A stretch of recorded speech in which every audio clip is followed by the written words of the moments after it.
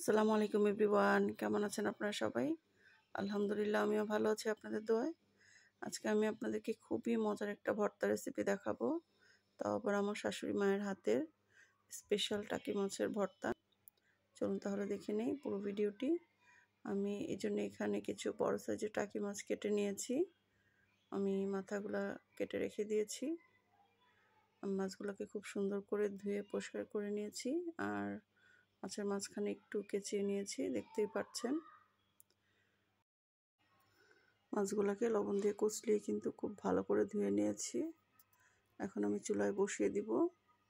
একটা কড়াইয়ের মধ্যে একটু পানি দিয়ে আর সামান্য পরিমাণ হলুদ দিয়ে আমি মাছটাকে ভালো করে সিদ্ধ করে নিব।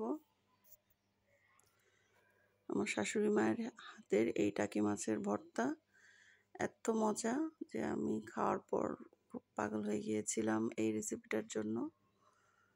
তারপর আমার শাশুড়ি মা নিজের হাতেই এই রেসিপিটা বানিয়েছে আর আমি ভিডিও করেছি।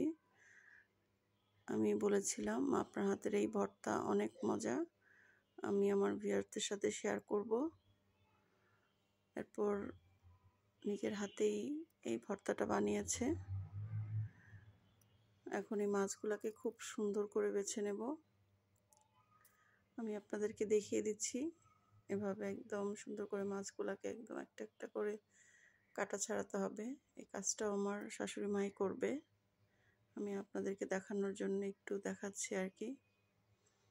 এই সবগুলো কাটা একদম বেছে ফেলে দিব, তারপর শুধু একদম সুন্দর করে এই যে বেছে দিয়েছে, কোনো কাটা নেই। এরপর সামান্য একটু লবণ দিয়ে এটাকে আবার মাখিয়ে নিয়েছে। আর চুলায় একটা প্যানের মধ্যে আমি সরিষার তেল দিয়ে দিয়েছি, আর দিয়ে দিয়েছি পেঁয়াজ কুচি আর কাঁচামরিচ। মানে আমি ভিডিও করছি সেটা তো আর বুঝতে পারছে না, মানে একের পর এক দিয়ে দিচ্ছে, জন্য মানে আর দেখাতে পারছি না। এখানে শুধু পেঁয়াজ দিয়েছে। পেঁয়াজ আর কাঁচামরিচটাকে খুব সুন্দর করে সরষের তেলের মধ্যে ভেজে নেবে। পেঁয়াজটাকে একদম লাল লাল করে ভাজবে। এরপর পেঁয়াজটা ভাজা হয়ে গেলে এর মধ্যে বেছে রাখা যেই মাছ ওটা দিয়ে দিবে। আমি ভাবতাম এটাতে মনে হয় অনেক কিছু দেয়, আসলে না, খুবই সিম্পল একটা রেসিপি, কিন্তু খেতে অনেক মজা। এরপর ধনেপাতা দিয়ে দিয়েছে, পর বাটিটা ধুয়ে একটু পানি দিয়ে দিয়েছে,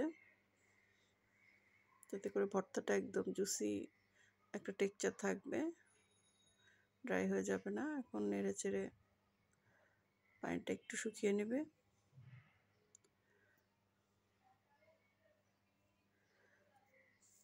খুবই সিম্পল একটা রেসিপি, কিন্তু খেতে অসাধারণ। আমি আগে জানতাম না, তাই মনে হয় অনেক কিছু দেয় এটার মধ্যে, আসলে না, খুবই অল্প উপকরণে খুবই মজার একটা ভর্তা রেসিপি।